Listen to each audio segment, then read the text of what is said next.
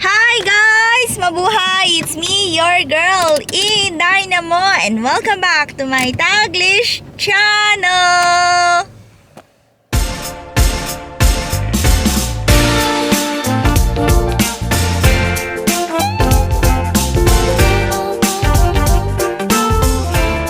Hello guys! How are you all on our side of the universe? So guys, for today's video, nandito tayo sa car and we are now in Werribee. Still in Werribee, we're at the State Rose Garden at Werribee Park and maybe the mansion, we'll see. So we are in State Rose Garden dito sa Werribee. This is my first time. Yes. And then, eto siya guys. So we are outside the gate and we are in the parking lot of the State Rose Garden dito sa Werribee guys. So it's another garden here sa, is that Victoria Jacks, right? Correct, so yes, another park of Victoria guys. You can see the entrance. So guys, Bulaga! So we are going to walk there inside. So what are we waiting for? Happy watching!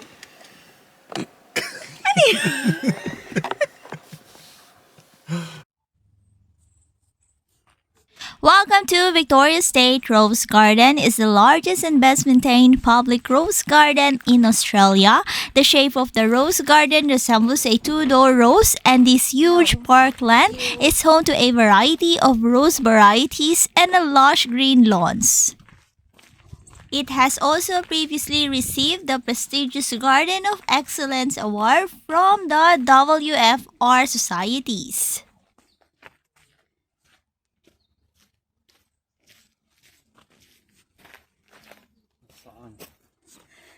Okay guys, so Werribee Park is open daily including weekends and public holidays. Entry to the garden is free. Mansion entry is free. Fees apply. Yeah, so we probably walking there, I'm guessing. Some in Werribee Park's over there. Like where the mansion stuff is. So that's the history. The area now known as Werribee Park was first occupied by three indigenous clans, the Werribee, Watauro, and Bonorong, whose history dates back over 4,000 years. This section of Werribee Yaluk, known today as Werribee River, formed the boundary between several Aboriginal groups and was a major exchange route for locally hunted, gather, and manufacture items. So, ayan guys. So, Werribee Open Range Zoo, Werribee Park National Equestrian Center, Picnic Area, Mansion Hotel, Werribee Golf. So, you can walk and it's free.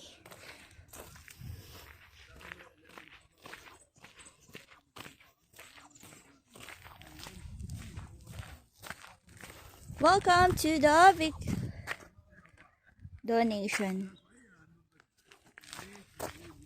So welcome to the Victoria State Garden, proudly managed by Big Parks Victoria in partnership with Victoria State Rose Garden supporters. Victoria State Garden, located at Werribee Park, has 5,000 spectacular roses, proudly awarded the International Garden Excellence by the World Federation of Rose Societies in 2003. So ayan guys, there's no rose. No, I think it's later cold. in the year. I think it's like weather dependent, so it probably happens later in the year. So today is, now it's winter guys, so Yes, you cannot see any rose here, but later of the year you can go here and there's a lot of rose on that I think time. there's a festival or an event on around the roses, but yeah, odds are now all of them have dried off during during autumn or fall, and now during winter there's not much sort of going on.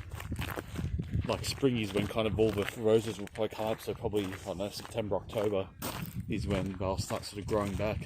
So for now it's just like a big open field with all the rose bushes. With all the bushes here. Still gunda. So pretty.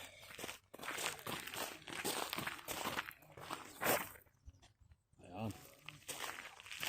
Like I guess there's some little flowers on them all, but yeah. Yeah, still, but they're dying soon. Yeah, not much. Those ones like sprouting.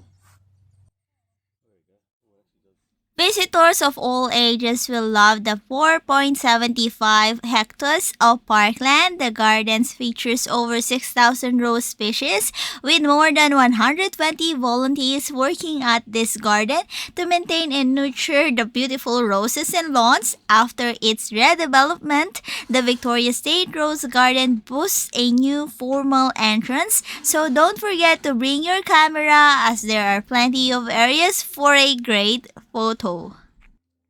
So make sure to stop by in November to enjoy the State Rose and Garden Show, which is hosted in the gardens every year.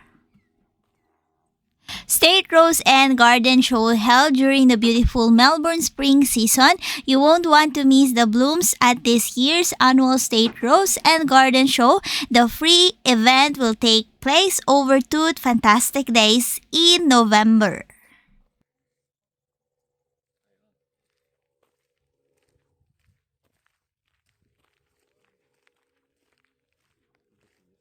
Combined with some next door as well. The new entrance has a metal arch with its name inscribed. Also, the gate has a side panel that showcases a brief outline of the garden's layout. This beautiful garden has even played host to many private events and wedding functions. They're all died, guys. It's cold. Make sure to stop by the Victoria State Garden in November to take part in the Rose Garden Show, which is held every year.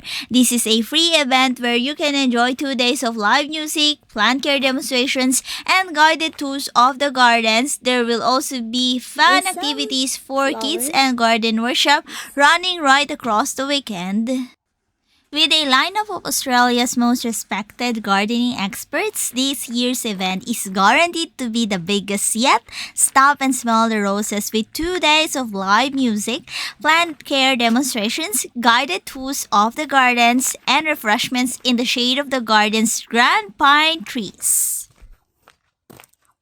The State Rose and Garden Show will also feature delicious food trucks, plant stalls, lively exhibitors, and nurseries bursting with flowers and peak bloom. Dust off the picnic rug, roam through the 5,000 plus Technicolor roses, which span over more than 6 acres, and take in the sights, including the exquisitely manicured grounds of the iconic Werribee mansion. There will be plenty of delicious food and beverages for purchase in the garden. However, you are welcome to bring along a picnic, no alcohol. Please also note that dogs are not permitted at this event.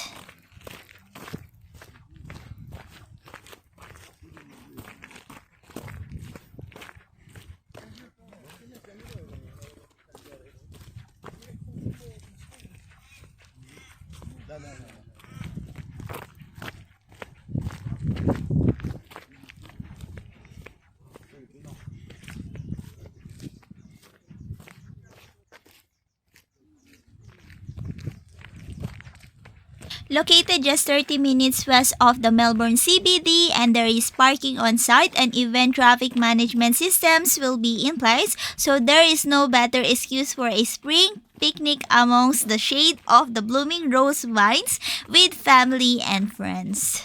There's a few sprouting up to the left here.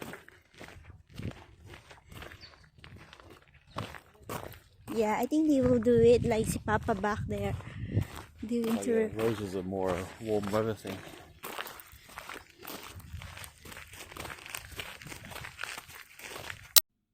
As it's located right next door, make sure you check out the popular Werribee Mansion and Werribee Open Range Zoo.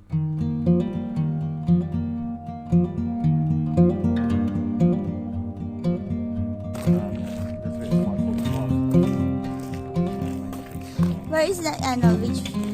Where is that?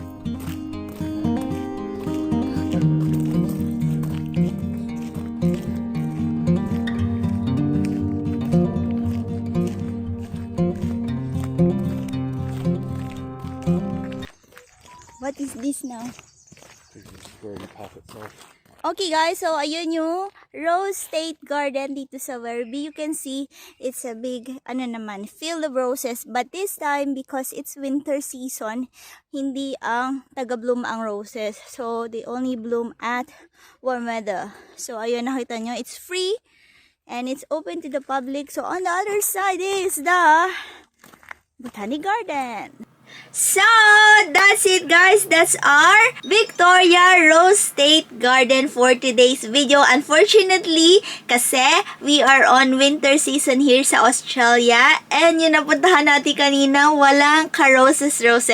But guys, kapag spring season dito sa Australia, dagsa every September and especially November, they also have a State Rose and Garden Show doon sa State Rose Garden kanina guys. Kung makikita nyo, kapag November, meron silang event for 2 days. During November yun guys, every year yon, kaya maganda ang roses doon. Pero nga hindi tayo nakakita ng mga roses for today's video kasi we are on our winter season na guys. So, ipapakita ko na lang nandito kapag November season guys or the spring season, meron silang mga food stall, meron mga silang trucks. So, nandito tayo sa Werribee guys. So, sa Werribee guys, makikita nyo, there's also a Werribee Park. There's also a Victoria State Park na napuntahan natin for today. Nakita nyo ang Werribee Open Range Zoo, and on the other side guys is the Werribee Park or the Werribee Mansion guys dito. So isang compound lang sila pero meron silang mga kanya-kanya mga attractions guys. So nakita nyo ang Victoria State Garden, they also have a free admission, no fee. Kaso, bawal magkalat dito guys. You should bring your rubbish back home. So, walang trash can dito. So, it's very prohibited na maglitter po kayo dito sa loob na Rose State Garden. So, sinabi ko kanina, as I was said earlier, during spring, which is the September and November, especially November, they also have a 2 days Rose Garden show dito guys, na every November yon. So, meron silang food stall, meron silang beautiful yung mga roses, alive na alive guys. They also have a live music bands also. And they also have the nursery, as I was said earlier dun sa aking pinakitang video. So ayun na nga guys. Anyway, that's the end of our video for today. Victoria State Garden dito sa Werribee. I hope you enjoy watching, you learned something today, and you had fun for today's video guys. Thank you very much for watching. Thank you for supporting my videos. And mega love shout out to each wonderful, beautiful people of the universe. Thank you from the bottom of my hypothalamus. Please like if you did enjoy my video for today, and please do subscribe if you haven't yet, and don't forget to hit the bell button for you to get notified on my next video. And please comment down below if you like this video po, and see you when I see you on my next one. Bye bye guys, be good, you take care, be safe, and mwah! Ciao la!